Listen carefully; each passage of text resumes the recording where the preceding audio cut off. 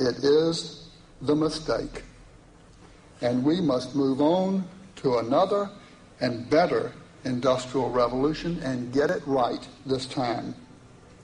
When I think of what could be, I visualize an organization of people committed to a purpose. And the purpose is doing no harm. I see a company that has severed the umbilical cord to earth for its raw materials, taking raw materials that have already been extracted and using them over and over again, driving that process with renewable energy. It is our plan, it remains our plan to climb Mount Sustainability, that mountain that's higher than Everest, infinitely higher than Everest, far more difficult to scale. That point at the top symbolizing zero footprint.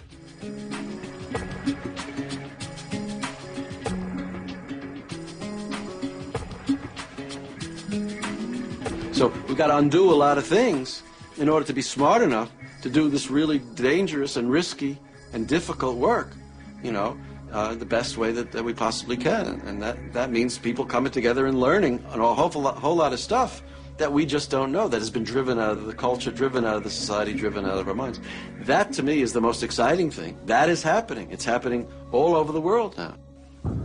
En cierto momento de la lucha, en el momento más culminante, el ejército se acuarteló, la policía también no salió de su cuartel, los congresistas desaparecieron, el gobernador se ocultó, denunció el gobernador, no había autoridad legal, la única autoridad legítima era el pueblo que estaba en un cabildo, que estaba en la plaza y que tomaba las decisiones en grandes asambleas y al final decidió sobre el agua.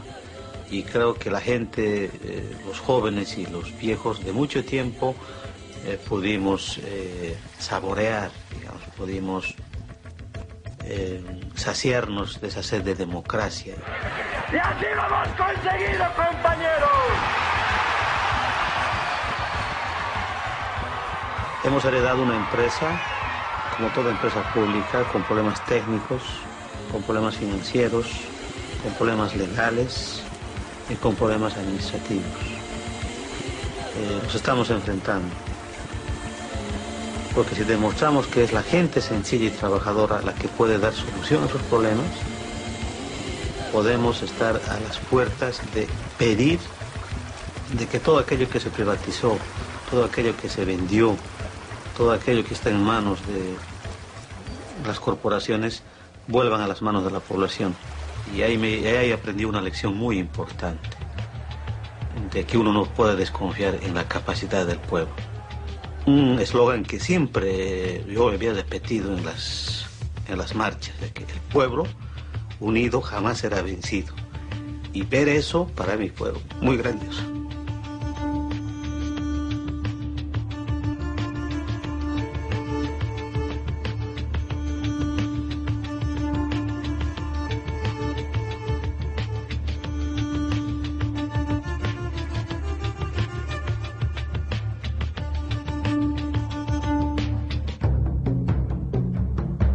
Sometimes it surprises me how effective you can actually be.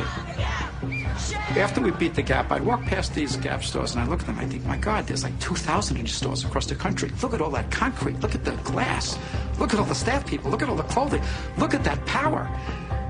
You can still reach these companies. You can still have an effect. Yo creo que sí se están ganando pequeñas batallas en el mundo.